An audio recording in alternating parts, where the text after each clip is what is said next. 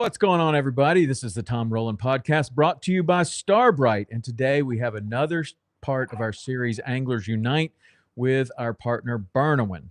And the Anglers Unite series has been a really good one for me. I've learned a lot about different ways that we as anglers or we as outdoors people can get together to really move the needle on things that make a big difference. And we've talked about a lot of different things. And water quality is definitely one of the things that I do believe that we can have the biggest impact by working together. And today we have Dr. Tracy Fanara, and she is an environmental engineer, a scientist.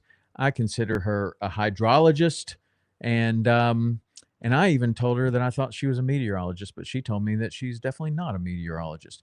But anyway, we're going to talk about all types of different water quality issues, mostly in the state of Florida.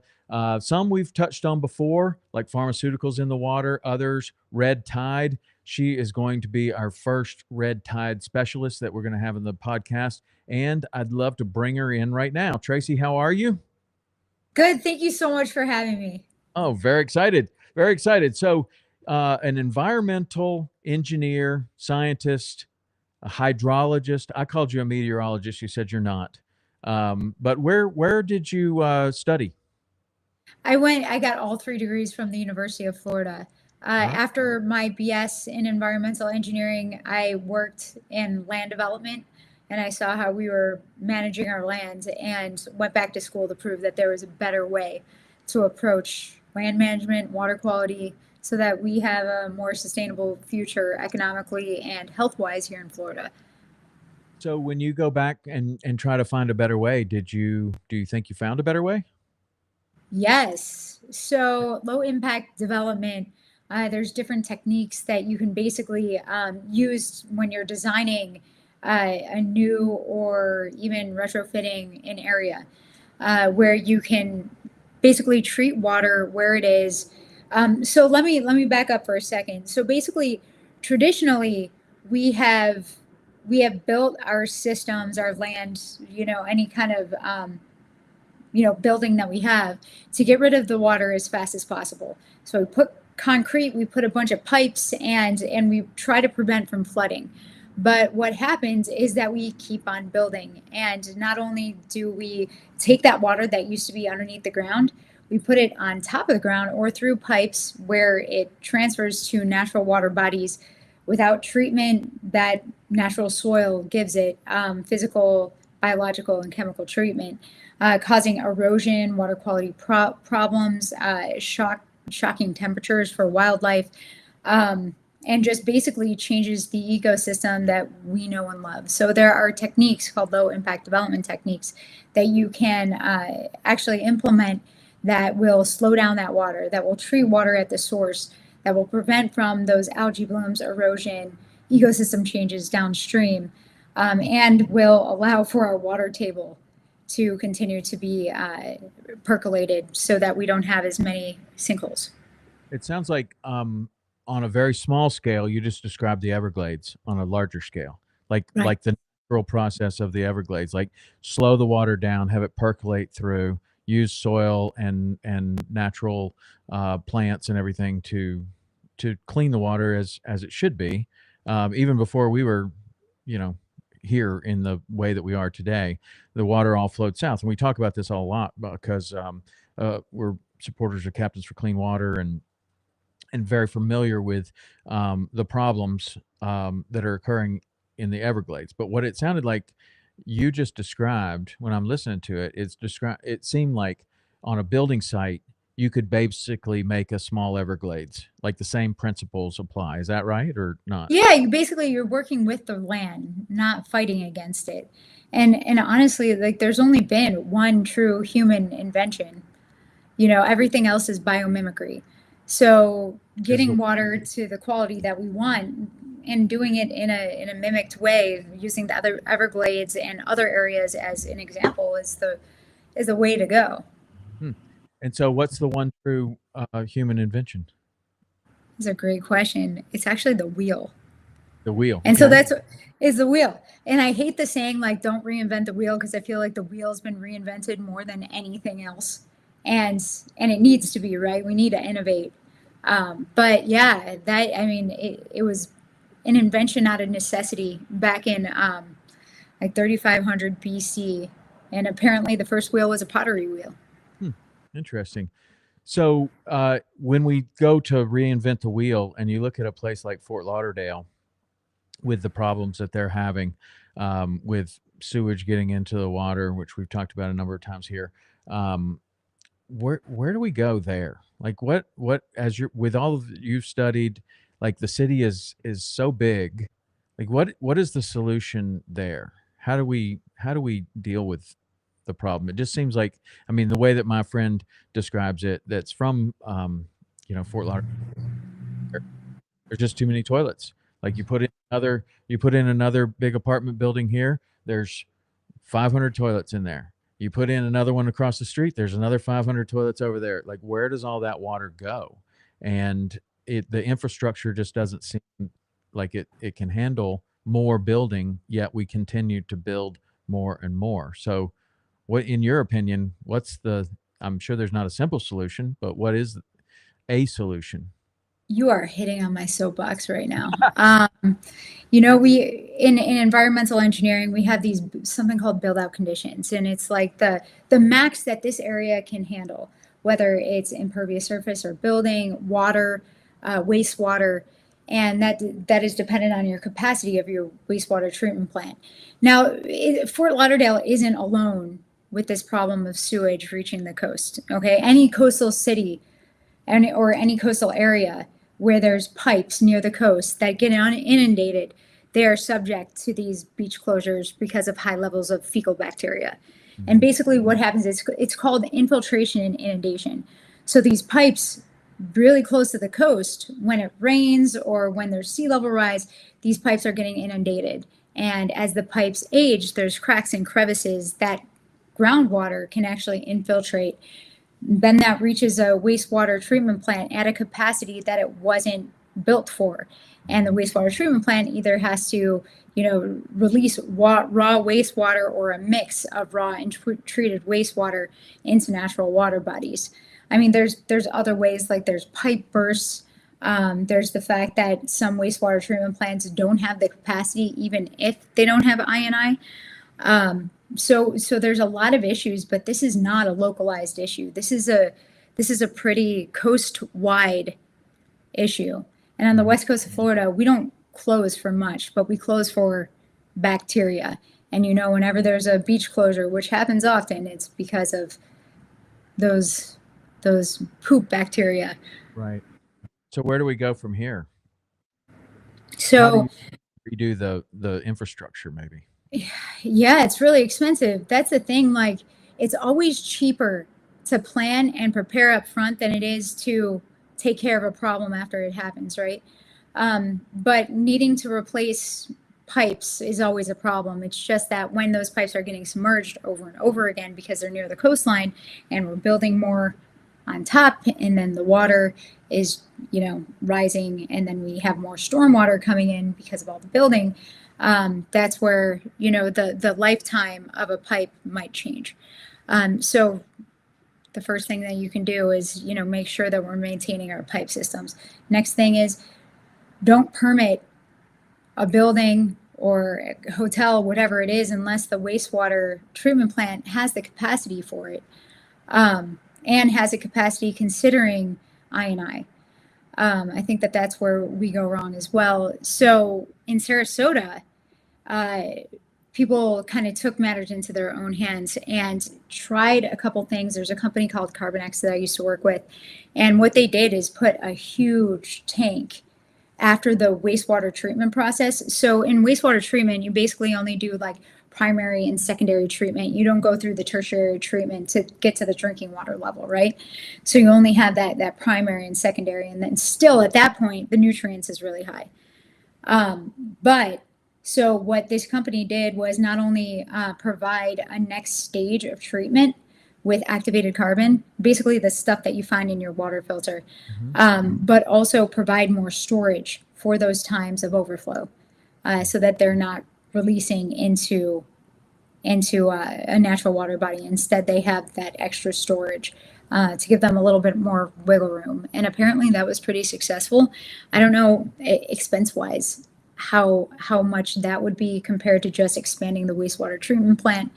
I did design a few of those for Tampa Bay area back in the day, but yeah, I mean, we just have to do better planning. You know, economics up front is always a problem for long term economic gain. I mean, no matter what you look at.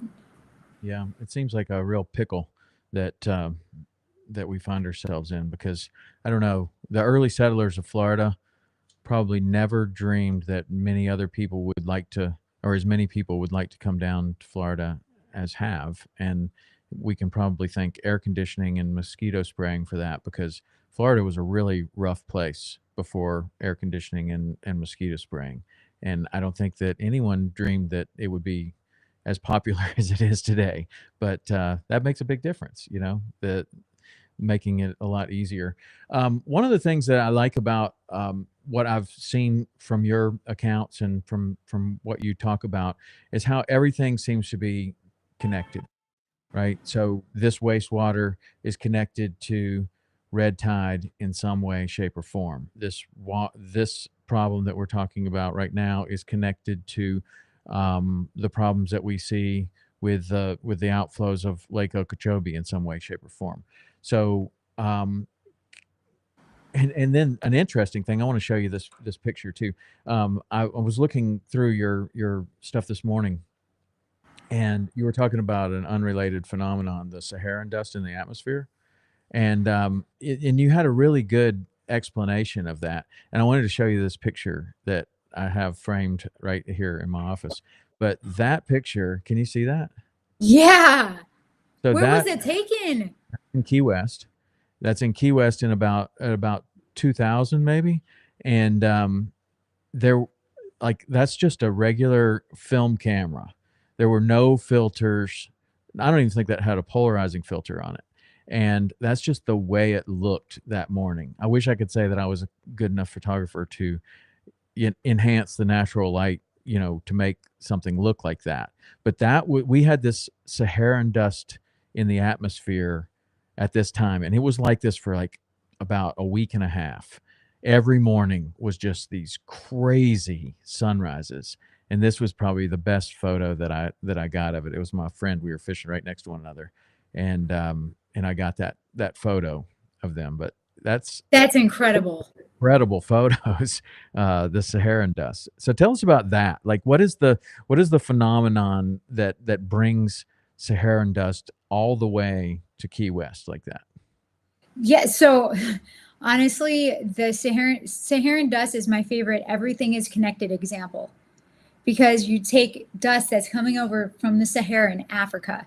Okay, it lifts up into this Saharan dust layer. Okay, it Mhm. comes over the Atlantic. It impedes on hurricanes. So this usually happens during the summer during hurricane season, and you notice that we get this lull in hurricane formation, and then all of a sudden it picks back up right after the Saharan dust it clears.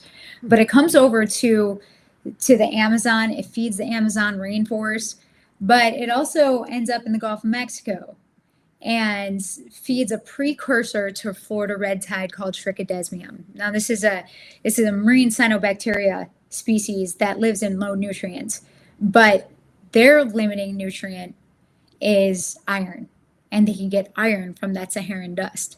So the Really? Saharan dust can feed this bloom that then dies and feeds red tide on the bottom of the ocean where we think these blooms start. Wow. Wow. That's crazy. Fascinating, right?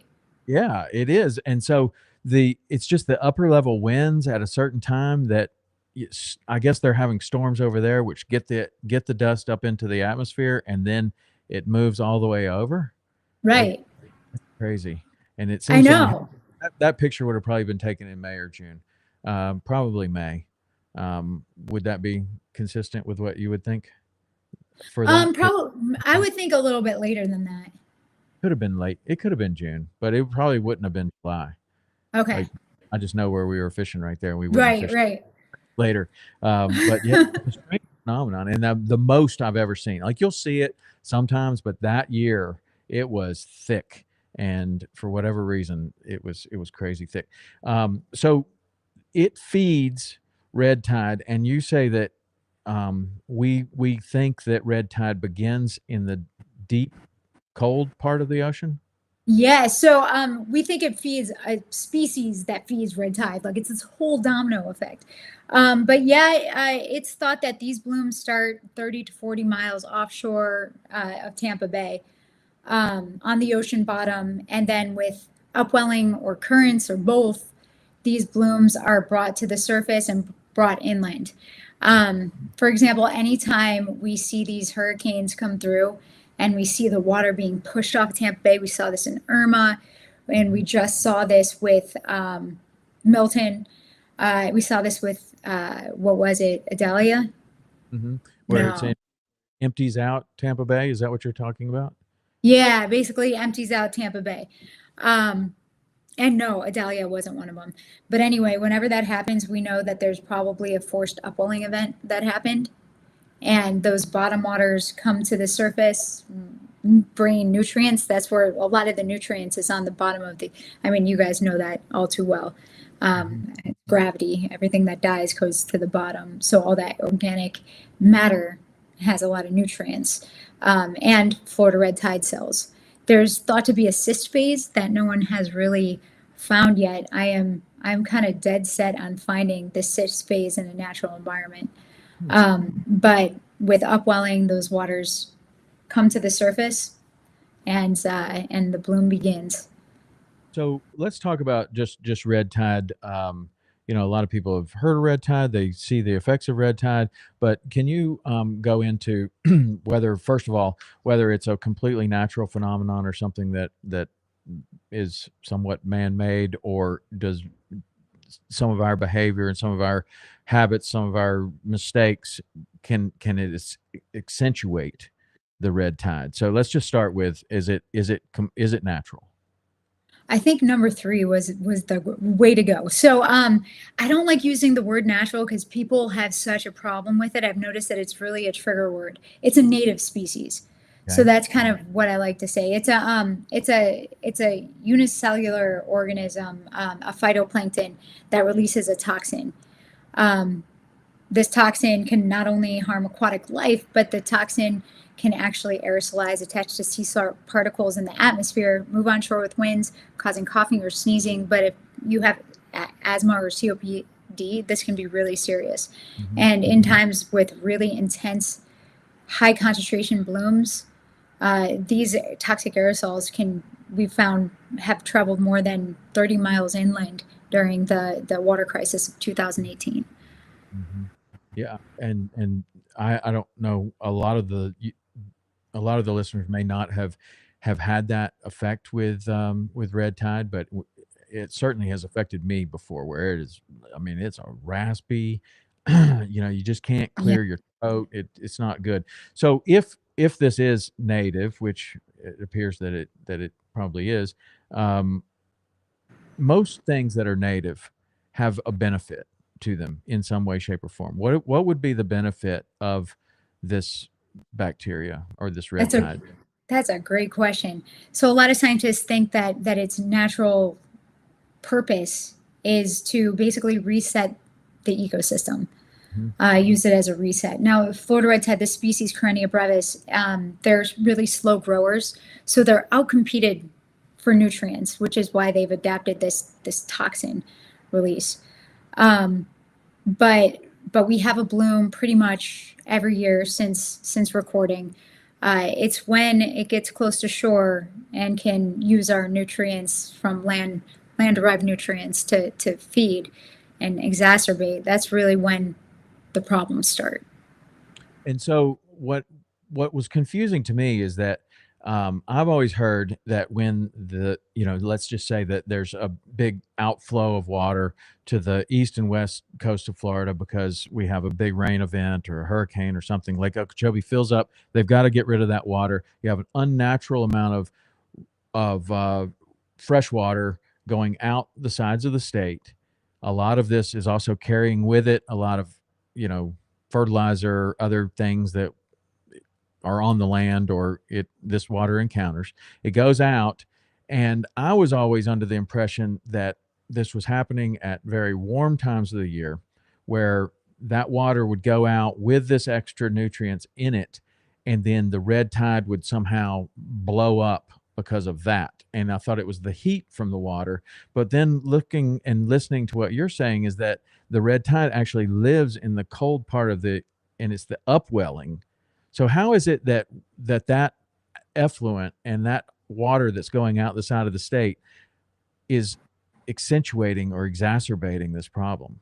Because Yeah, and I wouldn't get too attached to temperature when it comes to red tide because this species acts differently in natural environment than it does in a laboratory. But in the lab, it likes it best between 65 and 86 degrees. But we've seen it survive at higher temperatures and at lower temperatures. And when it is on the ocean bottom, if it is in a cis phase, that brings it to a whole nother temperature, realm. But yeah, I mean, so we wanted to keep the lake level as low as possible so that you didn't have to release in the summer when right. we would, but we have an ongoing red tide and they had to release. So let's back up for a second, just in case anybody is listening that doesn't know about Lake Okeechobee. We have this big lake in the middle of the state, and basically it drained down to the Everglades. That was the natural way of water. People from up north bought land down here in Florida, south of this lake. They went down there and it was all wet.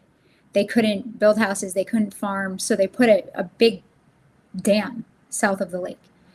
And that allowed them to start farming and building houses. And there was a hurricane that came through in 1926 and broke the dam. 2 years later, another hurricane came through, and this one caused thousands of lives. So the Army Corps of Engineers came in to fix the problem, and their problem that they were fixing was simply to stop letting water come south. So they built basically an engineered system, and this is why it's so important for engineers to work with scientists and ecologists and biologists, because everything is connected. It's all system. But now, anytime the lake gets to a certain level, it's released to the Caloosahatchee River on the west and the St. Lucie on the east. And a lot of in the summer, this lake can be completely, like 95% in 2018, it was covered with cyanobacteria, dominated by a toxic species of cyanobacteria. So if you've ever seen that green, thick, gross stuff on top of a lake, it's like cyanobacteria, and there's thousands of species, but this time this bloom was dominated by microcystis. So we had a toxic algae bloom in Lake Okeechobee. We had Florida red tide on the coast. We got a lot of rainfall, and that water was released to the Caloosahatchee, filling in with this green slime into all the canalways.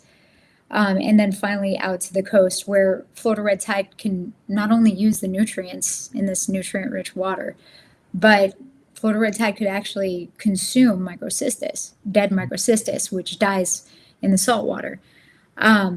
So that bloom, and at one point, Florida red tide gets to a point where it can basically feed itself. It doesn't need any more land-derived nutrients because it's killing fish. It's, has their own life cycle. They can even consume dead, dying Karenia brevis cells.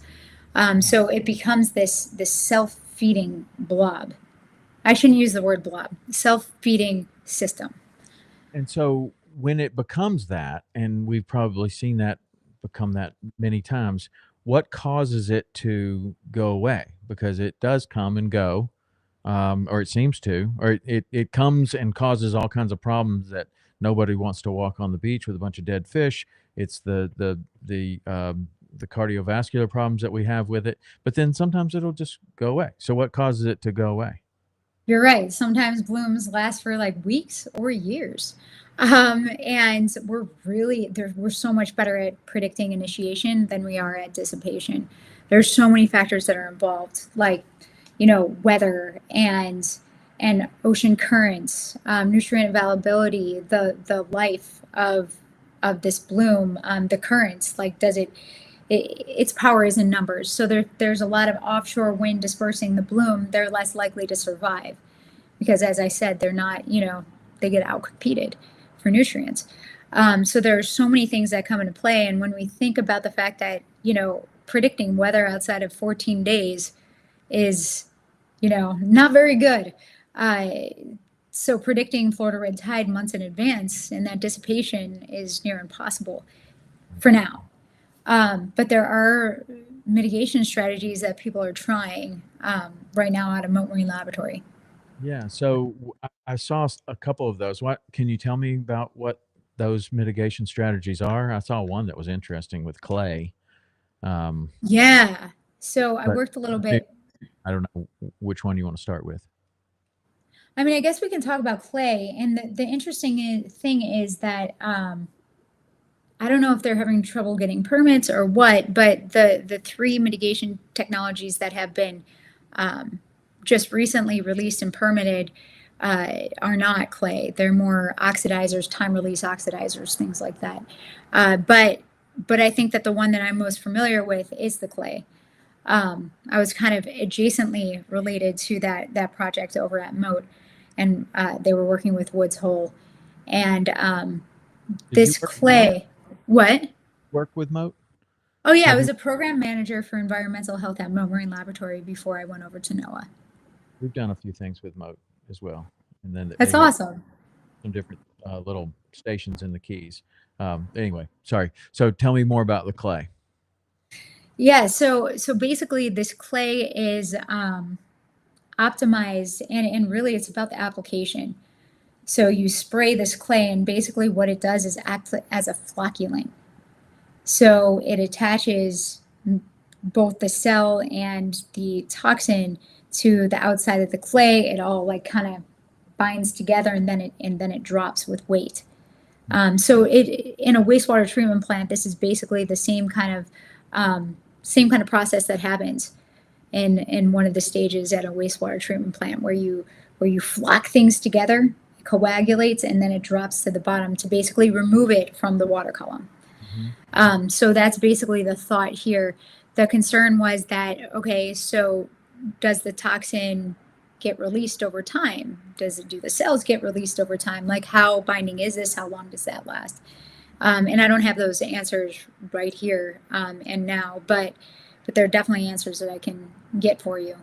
The three technologies that have been recently released, I'm most familiar with one called Clear. My best friend's mom actually is the lead scientist on that, Dr. Dana Wetzel. And that is a time release, like an optimized time released oxidizer that has been proven to biodegrade pretty naturally and not have any long lasting impacts. Because really, that's the thing. You don't want to add something to the natural environment that's going to cause more problems down the line. We've seen that happen a million times. My next question, because we have seen it happen a lot of times. You think you fix something and you actually do maybe fix that one thing, but you create a whole other problem that you didn't expect. And look at Thomas Migley and Freon. Okay. Tell me about that. Oh, yeah. So this guy, people were dying. There were food issues. They couldn't keep food cold. This guy invented Freon. He was like, it's so safe. Look at me drink it. He drank it in front of a whole bunch of scientists. He ended up dying from an unfortunate pulley accident, shockingly. But so that went on the market. CFCs were all over the place. And we ended up with a huge ozone hole. Which now with the efforts globally, we are on our way to closing it. But it's amazing like how one thing can have this domino effect of adverse reactions that you didn't even see coming. Yeah. I mean, sinking the red tide to the bottom. I mean, I don't know. What if it just goes down there and gets super strong? And I don't know. I don't know what that would do. Could it? I mean, no, I don't think that that's a problem. The bigger problem. Oh, I'm sorry. What? I said you have a lot of scientists that are a lot smarter than me working on this, but I just, it's like, okay, well, you just spray it on the water and then it just drops to the bottom and just is out of sight, out of mind for a little bit. But is it really solving the problem? Well, I think that yeah, I think that that's what they're trying to find out, and it solves the problem probably for long enough that the bloom would dissipate. But the real question is, how much clay do you need, and how do you apply it? Like blooms are spread out, they're patchy. how do you make sure? And that's the same thing with all of these different technologies. The Corynea brevis has two tails, can exist anywhere in the water column. How do you know that when you're applying something, you're not applying to an area that doesn't need it? And how do you know that you're getting the actual bloom? And then the question is the benthic organisms, like how much clay is going to be down there, and is it impacting the benthos? And a lot of recent studies are saying no, but that was the concern for quite a while. And what about these other methods? How do they apply those? Um, they're gonna have to. I think that one. I'm trying to remember exactly because I didn't work on these projects. I think that they were looking at ROVs for deployment. What I would do is make sure that there's some kind of AI to detect Hmm. where these high concentrations of blooms are. I mean, if we can do it with a cell phone microscope, we could probably do it, with an ROV and basically some kind of application deployment. Um, so that's the one that I know about or read about with Clear. Yeah. It's going to be interesting to see what happens. Yeah. Well, I don't know. I mean, it seems to be. I mean, in your opinion, are we having red tide um, events more frequently than we have in the past, or is this to be expected? I don't think that it's hard to say more frequently. I mean, we've pretty much gotten one every year. It's not about the frequency, right? It's about the duration and intensity. Right. That's what really is the question, if we're, if that's getting worse. And it's interesting. It's kind of like wildfires, right? When wildfires have to happen, um, just like perhaps Florida red tide does to reset the ecosystem, like we talked about before. But when they get out of control, that's when people step in with wildfires and Right. these mitigation tools. Maybe that's what, stepping in. At least we have a toolbox, so we don't have another 2018 where we lost like $2.7 billion or something ridiculous like that. And that Um, and explain why we would lose that. Obviously, if the beaches are full of dead fish, nobody wants to go out there. But what are the other economic factors that maybe I'm not thinking about that would cause that much loss? yeah. So, I mean, it's not just a few dead fish, right? It was a ton Yeah. of dead fish. The toxic aerosols were traveling, people were getting sick. The beaches were just gross. And then national media attention to the southwest part of Florida was bringing to everybody's attention that there was this terrible thing and you shouldn't go to Florida. So the rest of Florida was losing tourism. There were bait shop owners. I mean, that's where my death threats mostly came from, was bait You got shops. death threat? Oh yeah, You like it did. was. Yeah, so people always want something to blame, right? Because Mhm. if they find something to blame, they can fix it. So back then, they were pointing their finger at Big Sugar, and then they pointed their finger at Mosaic, and then they saw that Moat Marine Laboratory, like,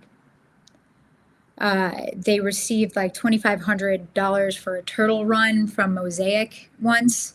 And the thing is, like, it has nothing to do. We work completely independently in our research programs. So people saw that and they were like, "Oh, follow the money. It must be that Moat's lying about red tide, and they know, like." It was the craziest thing because us at Moat, we're nonprofit scientists. We are not making good money. We're doing it to protect people and to do the right thing. Like, it was just the craziest thing. And I was the one, as Jim Cantori said, the face of red tide at the time. So I was the one that was accessible. So then the fingers pointed to the scientists. And so, like, I got, there's a special place in hell for you, like, I'm going to find you. I know where you live. Like, it was really scary. People on private Facebook pages were literally making up stories. Wow. And it didn't help that I was on a show called Mythbusters, because then people thought I was a paid actress. Right. So it was a disaster. It was definitely the hardest point in my life, probably. And how has that changed from then to now? Um, I'm telling you, if we had another bloom that was just as economically and, quality of life devastating, I can't say that I don't think that it would happen again. I do. I don't know where the fingers would be pointed, but I don't think that there's been enough change for it not to be pointed at mosaic and sugar again. Right. Um, but hopefully, people know enough to know at this point that the scientists are really there to help them.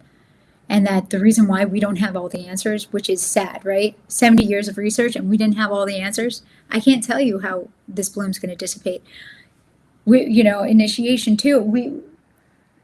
It's we've been trying to answer questions on a microscopic species in a huge body of water that acts differently in a lab than it does in the natural environment. And we've been having to do that with very small grants. 6 weeks. Every 6 weeks we take a cruise in this one, the same trajectory. Like how are we going to get the life cycle and answer these questions this way? It's just Right. it really is that hard, which is why I took my job at NOAA to get ecosystem modeling as part of the unified forecast system, which is an Earth systems model, so that we can understand all the connectivity. So is that just purely a computer model, or is that a simulated physical model? Good question. This is a computer model, numeric modeling. So basically, this numeric model started with weather, the unified forecast system. So like the global forecast and the GFS, you've Mhm. probably heard of that during hurricane season. That's part of the UFS.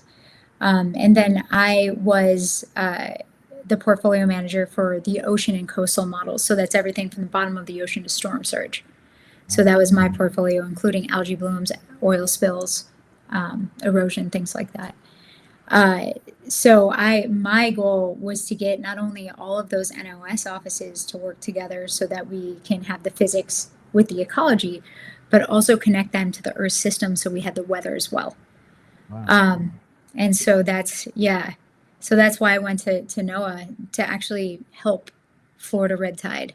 So how do you think that model has improved over the years, and maybe with AI? I'm sure that AI is a part of that, and supercomputers and more power and more computing power. Have you seen that model improve? And as we're seeing with weather forecasting, I mean, I see the weather forecasting improve.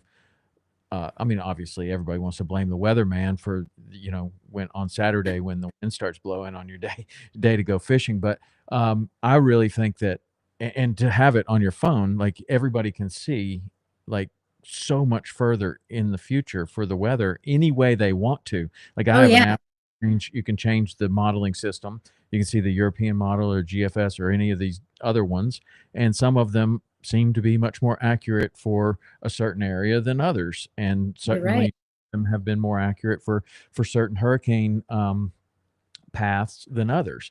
And I just wonder how you, as a scientist and somebody that's right in it, how do you see, like, not just the weather forecasting and the red tide forecasting, but how do you see it all working together because everything's connected, as you say?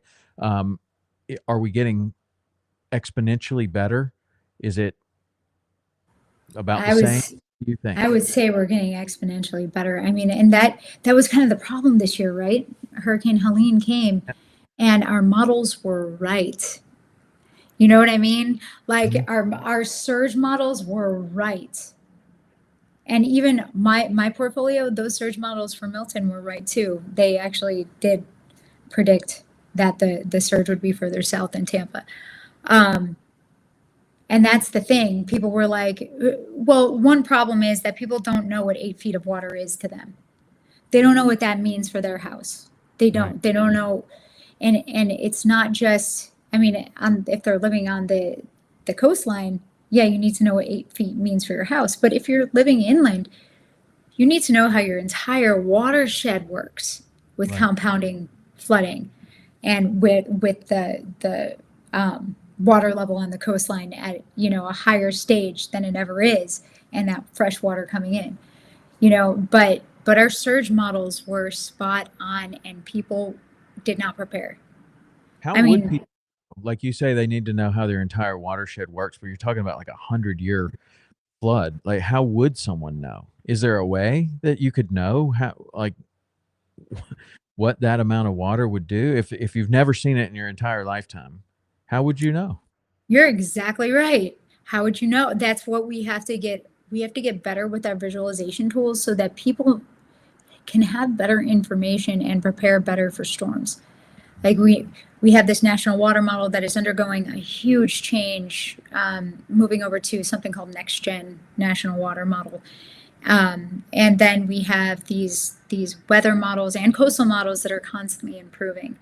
But we really need to put some effort into our visualization tools, and I worry right now about that. But I'm really hoping that that's still somehow we have our eye on that ball, because if we're going to get better, if we're doing this to protect the public, you have to go all the way. You can't stop. You can't stop it. I gave you the data. You have to go all the way, and that's where that communication, that social science really comes in. Hmm. Interesting. Okay. So, as far as like red tide goes and what we've discussed, and I'm sure that there are some ways that we could, in your opinion, that the public, anglers, outdoorsmen, people that care about the environment, I'm sure that there are things that we might be able to do if we unified together and did them.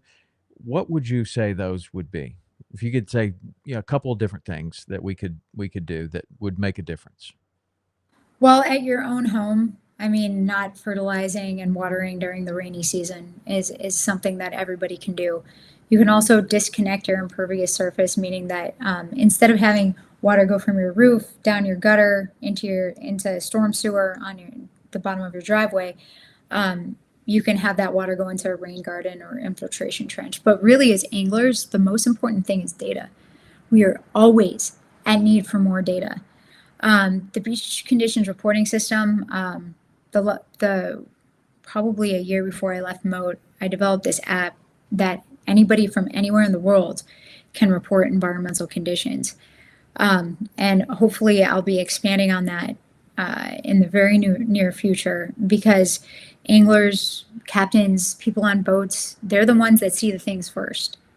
Right. You know, for example, like the spinning fish issue that happens, or the dolphin necropsies, or the dolphin fatalities, rather, that happened in the Northern Gulf a bunch of years ago, or the manatee fatalities. Like, it's people outside that are noticing those things first. They notice the changes first. Right. Well, it's Um, always fishing guides. Um, bird. I mean, I would imagine that fishing. I don't know, bird watching guides too, but fishing guides are in tune with everything. You're catching the bait. You're trying to catch the fish. You're watching the birds. You're watching everything. You're looking at the color of the water. You're looking at the height of the tide. You're looking at every single thing affects your ultimate goal of trying to catch this particular fish that you're after for that day. And a lot of fishing guides work 300 or more days a year, and they are going to be, I don't know that anybody who else is out there more, right? you're Like, there's exactly right. maybe a bird watching guide that is super busy, maybe, Right. but even then, they're they're not, they're focused on maybe one thing. I don't know. I wouldn't take away from a bird watching guide. A bird watching guide that's out there 300 plus days a year. Anyone that's out there 300 plus days a year are Totally. going to be very in tune with what's going on. A spearfishing guide, a scuba instructor, anyone like that is going to notice things that are completely unnoticed from somebody that spends half that amount of time on the water. Can I give you a really weird metaphor? Yeah. So my dog, okay, I have a dog. I love this dog more than anything. What kind of dog is it? She's what? What kind of dog? She's a Staffordshire Terrier. I'm looking at her right now, and she's Right. 15. She'll be 15 in like 2 weeks. But yesterday, for example, I just looked at her face and I was like, oh my gosh, she's about to throw up. Picked her up, got her outside. If she's lethargic one day, just the littlest thing I notice, and I know that something's wrong. I know that something's going on. I bring her to a vet. The vet looks at her, she's fine. And that's the difference between an angler, anybody that's on the water every day, compared to a scientist. Mm-hmm. The scientist is important, but without that anecdotal information, we don't, we're going in there blind. That's exactly right. So when we go back to this app that you and you were saying that anglers and guides and people that are on the boat all the time are super important to it. So it was a beach conditions app. What it was? Yeah, it's out of Moat Marine Laboratory. It's called the Beach Conditions Reporting System. And right before I left, I was going to work with Captains for Clean Water to get some of that data automatically. And I know that some places are doing it, some people are doing that because that's even critical information. I mean, do you know, like, bathymetry is constantly changing and we can never keep up with it. I mean, just knowing that, like, just having that alone would be helpful for our models. But That you water, the salinity. what? You're saying salinity? What did you say that one? Oh, I said the bathymetry. So the Okay, you're gonna have to. That is to me and everyone else. yeah. So sorry. So bathymetry is basically the topography of the ocean bottom. Bathymetric chart, right? So yeah. Bathymetry. Yeah. You got it. Yeah, just the elevation of the bottom of the water. That stuff's really important. That tells us, that tells us a lot about currents and potential surge and waves and all the things. But outside of that, like when fish are acting weird, when there's water discoloration. I was on this show called When Sharks Attack, and they would give me an anomaly area where shark bites happened. So like the Space Coast in 2003, for example.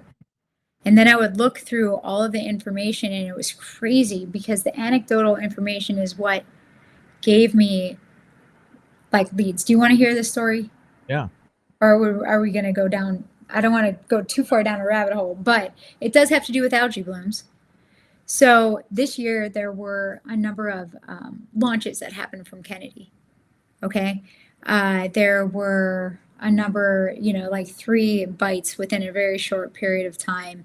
And someone said that they saw an orange slick. So you look at all the chemicals that can appear orange over there, possible. And yeah, it could have been something from the launch, but the location didn't really work out. And then, like, I keep on looking, and eventually I run into, and this is going to sound crazy, but reports of food poisoning in New York City. And it was because people were eating pufferfish from the Indian River Lagoon. Okay. That had a toxin from an algae bloom that would have casted this orange haze. Right. So that's how, all this anecdotal stuff adds up to these real theories. So was it that there was this toxin from this algae bloom that was messing with basically the navigation system of a shark? Or was it that this thing was so thick that they just couldn't see and they were, biting things because they thought it was food? But people would be swimming in this orange slick? Yeah, apparently they were like, oh, maybe it's sediment or clay. Yeah. Well, I mean, depending on what kind of orange it looked like Right. Orange, kind of like seaweed orange, or orange like a natural, crazy nuclear waste orange. Right. And it looked like a crazy nuclear waste orange, to be honest, but it was probably this algae bloom just taken with a camera and enhanced. And so that could, from somehow, that algae bloom affected the sharks in a way that they bit 3 people. Could have.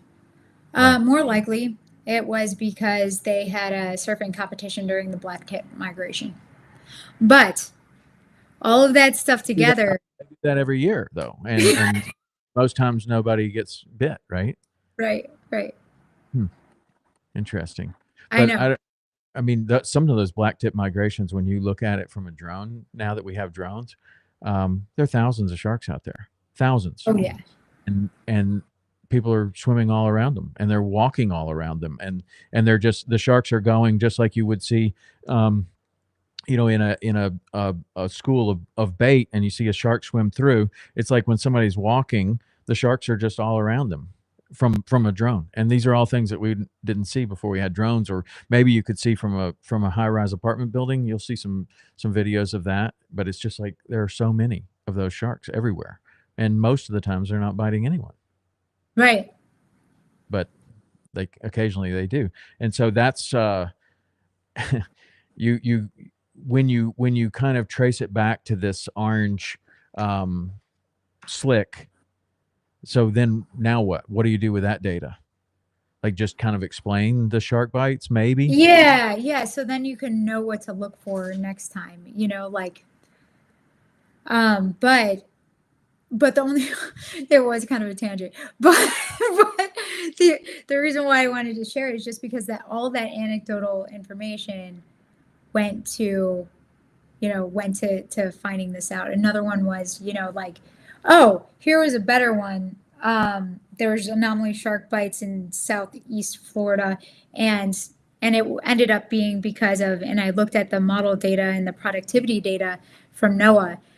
Turned out that Hurricane Irma caused an upwelling event that caused a huge spike in productivity, bringing bait fish and sharks to an area that normally it's not.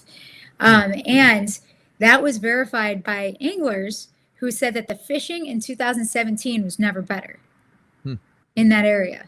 Right. Yeah. Well, that's good. I mean, that's a benefit to something like that. What do you Right. think of like when we're talking about this? There are always going to be, a lot of the fishing guides that are out there the most are also the tightest lipped. Like they don't want to tell anybody anything because they know that they know something that everybody else doesn't because they're out there all the time. Right. So there's some resistance to um, releasing certain data to scientists, I think, Right. because past situations, maybe some data was released and then now you can't fish there anymore, or some data is released and maybe I don't know the area closes or is restricted in some way, shape, or form. So how do we Huh. get around? That's a great that's a great point. I think that we ask the right questions, right? Like we ask the helpful questions. That doesn't result in that kind of thing happening. I Right. mean, did locations close for the sawfish mortality Uh, event?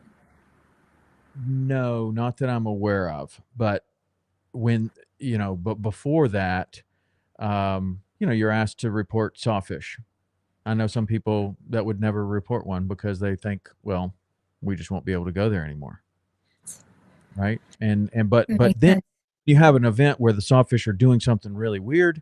I don't Yeah. think I don't think that the resistance was there at all. I think that most people are reporting those things that are happening that are I mean those sawfish were acting very very strange. Right. And so around that spirit period of time, that's when the fish spinning was going on too. What do you know about those two things? Because it seems like it's not happening as much. Right. So there was no smoking gun. There was no like this is definitely what it is, but it was most likely due to, and my friend Michael Parsons, who is the Gambardiscus, or I think that the Gamby for short, is this benthic uh, phytoplankton species that is usually in very low concentrations, usually doesn't produce a toxin, but we know with other species in certain conditions, certain environments, non-toxin producing species can produce toxin. And I shouldn't say it's non-toxic producing for the species, but that area, because we know that certain species of algae, like Lingbia, for example, produce toxins in other places, but not so much in Florida. So this was never thought to be a big deal, but this is what was interesting. I think it was FWC or someone was taking samples and they're like, oh, it's a low concentration, like 100 cells per liter or something like that. And I'm just making that number up. But which would be low for red tide, but apparently it was like 10 to 100 times higher than it normally is for Hmm. this species. Um, and it's very likely that that species was producing a toxin because when the sawfish stopped spinning, when we stopped seeing impacts, was about the time of year where that species of algae basically dissipates. So is that a And temperature or yeah, like? in temperature. Yeah. Hmm. Yeah, and most likely, I mean, my hypothesis is that the heat wave caused a lot of ecosystem change in that area that Hmm. then led to this species being able to take advantage and proliferate, probably because of the absence of another species. The absence of another species. So like the heat could have killed something else that Right. allows this to to proliferate more so than normal. It affects the bait fish all the way up to the sawfish. Everything is connected. Some things more than others. Like some fish didn't seem to have that problem, and then others seem like the sawfish is a really weird thing for a giant fish like that to be acting so strange. And Yeah. I mean, and that's because this species is a benthic species, and that's where the sawfish are. right, right. So you also did a funny named show, Cocaine Shark, um, which I guess like, well, tell me about that. Like, the idea was that there are bales of cocaine floating out into in the ocean, I guess, and Yep. That was basically that it. there are sharks that have been tested to have some sort of level of cocaine in their bloodstream. I don't know. Why Well, don't you just tell me about? yeah, at this point, so I was approached with the idea of cocaine sharks and I loved it because it was a really catchy name and I figured, it would shed light on a real and growing problem of chemicals in our Mhm. ecosystem that are impacting everything. And we have seen studies of, methamphetamines and other recreational and pharmaceutical drugs impacting different fish organisms, shrimp, and other parts of the world. But such a study has never been done in the Keys. But we know that there's a lot of cocaine bales washing up, and especially the year that we filmed this show, there were a lot washing up in the Keys. So it was a really good idea to do this. And like what I wanted to know is the first question that people ask me is, do these do these bales actually break open? Because they're usually packed pretty tight. Okay, so I did an experiment with that actually independently after the show. We looked at on the show, we dropped cocaine bales to see if the sharks would be alerted. There's a noise.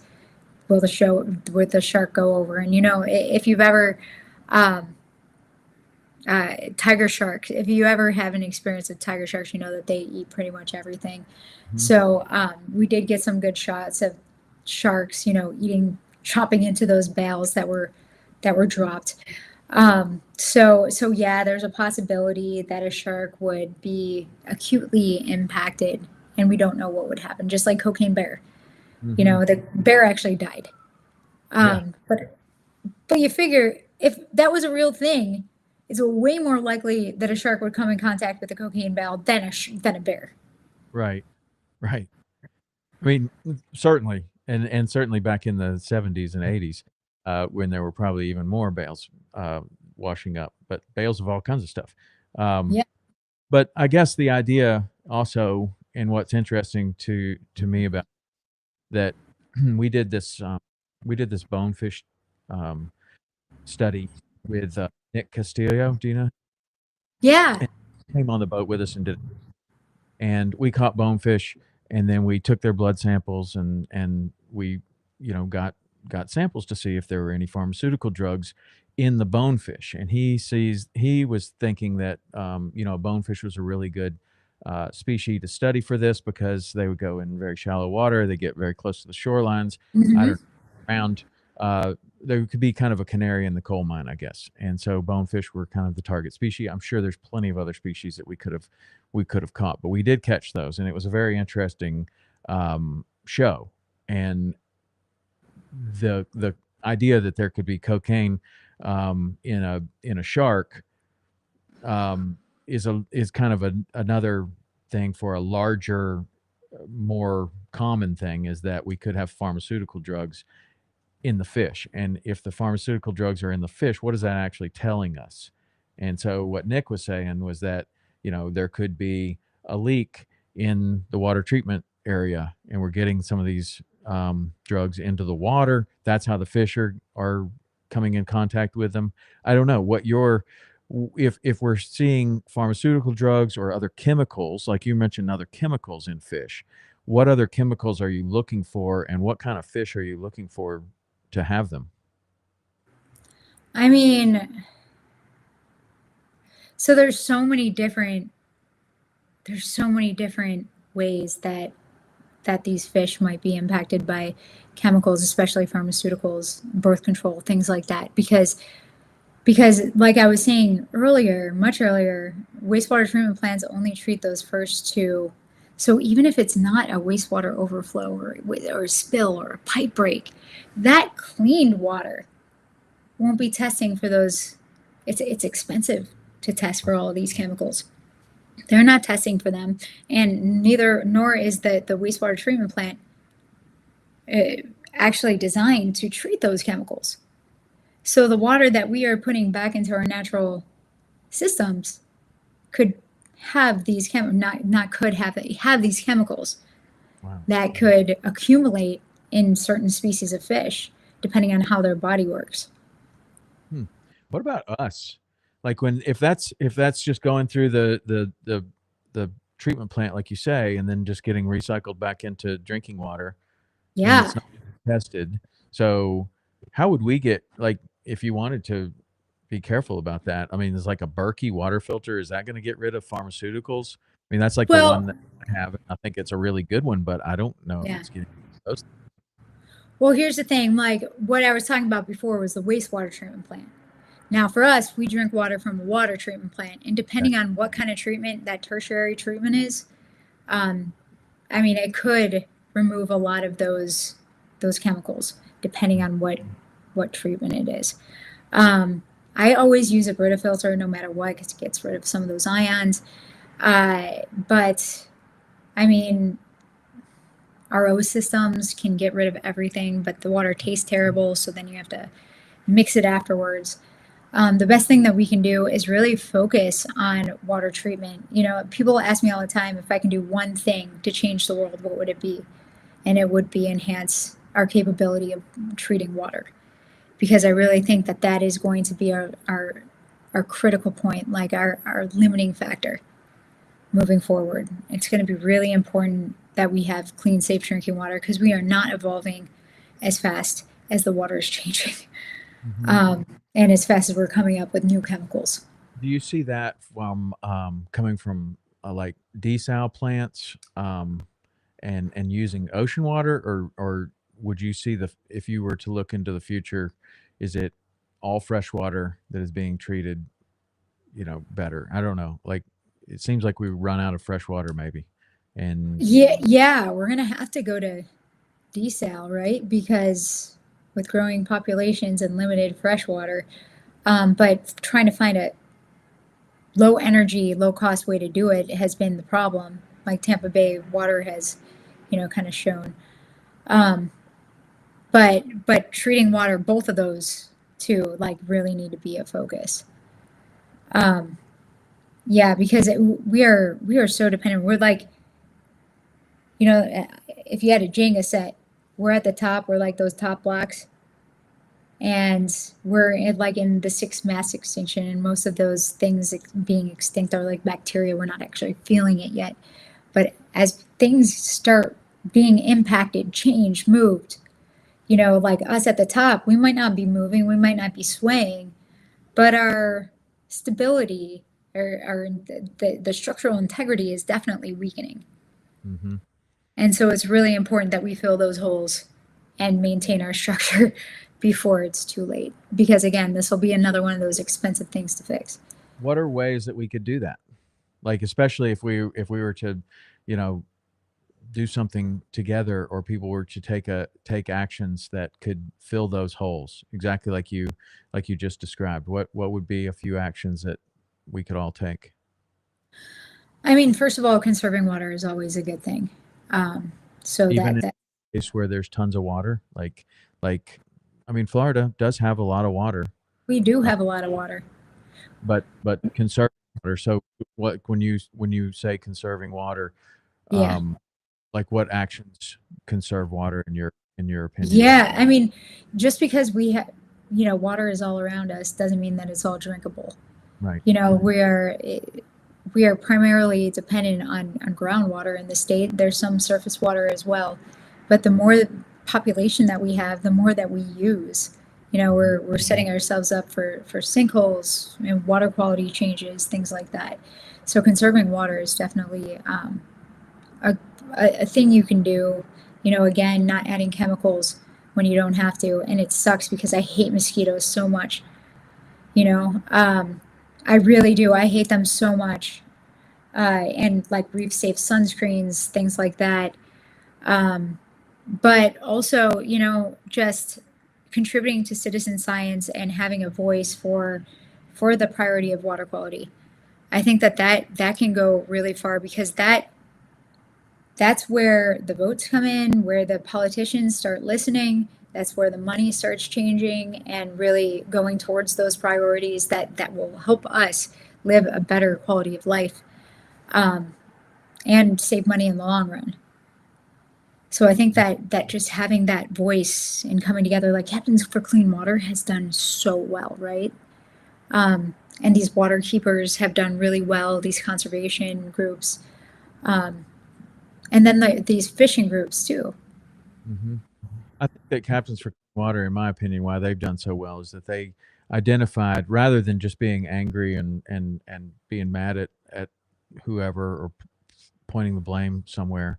Maybe that's part of it, but there are definite solutions that have been identified, and the solutions, um, for the most part, if public attention is brought to the fact that these solutions already exist, that we can actually make a big difference. And that's where, uniting together and having a voice that's much larger than if we're fractured into all these small groups. And what we all really want, as far as all being anglers and fishermen and boaters, we want clean water. We want water that we can recreate in, whether that's fishing or diving or boating or just simply walking on the beach, and having a nice clean beach without dead fish everywhere. And so pointing to the solution, I think, has been what has really propelled them to being as successful as they can. Where other groups, I get it, you're mad, I get it. Like, we're all mad, but I don't know that that was the most productive. Although it did No, bring, it got people's attention. When people were so angry that they are, I mean, it definitely gets people's attention. But I do like the solution based thing, which kind of brings me to kind of the close here of you mentioned a few different things that we can do, but where do you see, like, are you optimistic, like, with as much as about all of the underlying things and this whole Jenga tower that you described, are you pessimistic or optimistic about the future of, let's just say, Florida, but then expand that to the southeast of the United States, because it's all connected. The whole world's connected. yeah. But what do you think about being pessimistic or optimistic about the next 10 years in Florida? It's hard to be pessimistic when it comes to Florida. I'm very optimistic because this is the one place where it doesn't matter where you politically stand, like what culture, background, just like you were just saying, everybody is on the same page when it comes to clean water. And that's why I'm hopeful. That's why, I'm still in Florida right now because this is where the hope is. Because everybody can come together for the same common goal of a better environment because we're all impacted by it, you know? And we all have our own little parts of Florida with our own problems. Like I gave a talk about red tide in Gainesville. No one knew what red tide was. Mm. But they have other problems. Nestle is taking all the water and they have major springs water quality changes. Um, so I mean, I shouldn't say taking all the water, but you know what I mean? Like there's an issue there where people are pretty mad that they're getting water for free and then selling it right back to us. And they've seen those changes in the springs in the water quality. Down in, Biscayne Bay, they have their issues with water quality. Miami with sea level rise. Over here we have Florida red tide, cyanobacteria. Everywhere has cyanobacteria, and of course the wastewater overflows. So like, it's all one water, and we're all on one team when it comes to water quality. It seems like with knowing so much and studying all these, it would be easy to be pessimistic, but you managed to not be that way. It is easy to be pessimistic when we're looking at, you know, just data. but but I have hope for humanity. All the things that data doesn't show, the potential, the hope, the momentum we have moving forward. And the thing is, like, I really think Florida can lead the rest of the country in environmental stewardship. Well, we have a great opportunity with the Everglades Restoration Project, and it's the largest project like that known to man. So we can do a good job there. I wouldn't see any other way other than lead, um, and set an example that the rest of the world can look at and see that mistakes are made. Like you definitely make mistakes, like building dams and dikes and roads and all that through the Everglades and literally trying to drain it. That was a mistake. We can see clearly today that that's not the way that we should have done it. Uh, but if we can show that that can be repaired, even small pieces at a time, um, I think that there's hope for lots of other places that have been wrecked even worse than Right. than the Everglades. Um, but interesting. So, how do people follow you? You've been on TV a whole bunch. You've done. Do you have any new projects that you're working on right now? I hope so. I hope so. We'll see. We'll see soon. But I'm hoping to return to storm chasing soon. But no details at this moment. And hopefully, Weird Earth will get picked back up on the Weather Channel. But until then, at Inspector Planet on everything, but mostly Instagram for now. I'm being told I have to do TikTok. I really don't want to. Well, it's very popular. Here, here. Very popular. I'm not on it personally. We have an account there, but I don't do anything with it. I just haven't really. I don't know.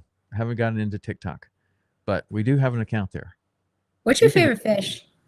My favorite fish is a permit. I love permit. They're so cute. I know they're also really hard to catch Yeah. sometimes, but that's probably my favorite. When I first started guiding in Key West, that was considered to be the hardest fish to catch by far, and so I figured, well, I'll just start with that one, and when I don't catch anything, it won't even raise an eyebrow. And because if you were to go after easy fish and you don't catch anything, people are like, "What kind of Oh, loser?" you suck. Yeah. Yeah, so it was a no lose situation of going after those, and I would see some, and then actually I started to catch them, and then it just became my favorite. Um, I do love the permit though. It's my favorite inshore and even offshore. But I mean, I like them all, and but that one edges out the rest of them just slightly. That's What's your awesome. Um, so it depends where I am, but like I really like the flats near Flamingo and yeah redfish hunting, like on foot with yeah a on fly. foot Yeah, yeah on foot with a fly yeah rod. yeah okay. Um, That can be interesting on foot in the Everglades or around Flamingo. 'Cause some of that stuff is really soft. I know.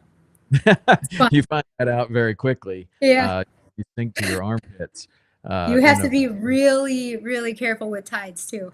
yeah, yeah, for sure. But that is really some of the best red fishing anywhere is to fish right out of Flamingo. We fish there all the time, and it's gotten so much better. And we've seen the red fishing be not so good, be really good, be fantastic, and then even some changes now. But it's pretty good right now. That's And awesome. you like fly fishing? Do you ever fly fish for permit? I haven't yet, but hopefully, I'm Yeah. not very good at it yet. I gotta admit, like I'm not like some pro fly fisher. Well, the You know. redfish is a perfect target for learning how to fly fish for any, Yes. because they sit there very still and you can make 20 casts at them. The permit, they don't sit there very still, and you move your rod once and they take off. So not good for confidence. Very bad Yeah. for confidence. Redfish is very good for confidence. So stay with that for just a little while until you get the confidence Right. up. Then maybe Then go maybe boom. someday I'll graduate to permit. Yeah, and then permit and tarpon too, but they're all good. But thank you so much for coming on and helping us out with understanding some of these things, because like with the red tide thing, with the temperature and the different water exacerbating this red tide, it was a little confusing, and I hope that it definitely cleared it up for me a little bit, and I learned a lot about it. So I hope it did that for the same audience. And if you are wanting more, Inspector Planet everywhere, right? You have YouTube too? Yeah, I have to start using it though next week. Okay. Next week I'll Mostly start. mostly Instagram. All right. Well, I'd love to have you back on to talk about. Hopefully, we won't be talking about some big red tide event. Maybe we'll be talking about why it disappeared. That would be Right. awesome. But I'd love to have you back. I would love to be back. Thank you so much. All right. Thank you. All right. That's it for today. And we'll be back with another awesome guest, just like Dr. Tracy, next week.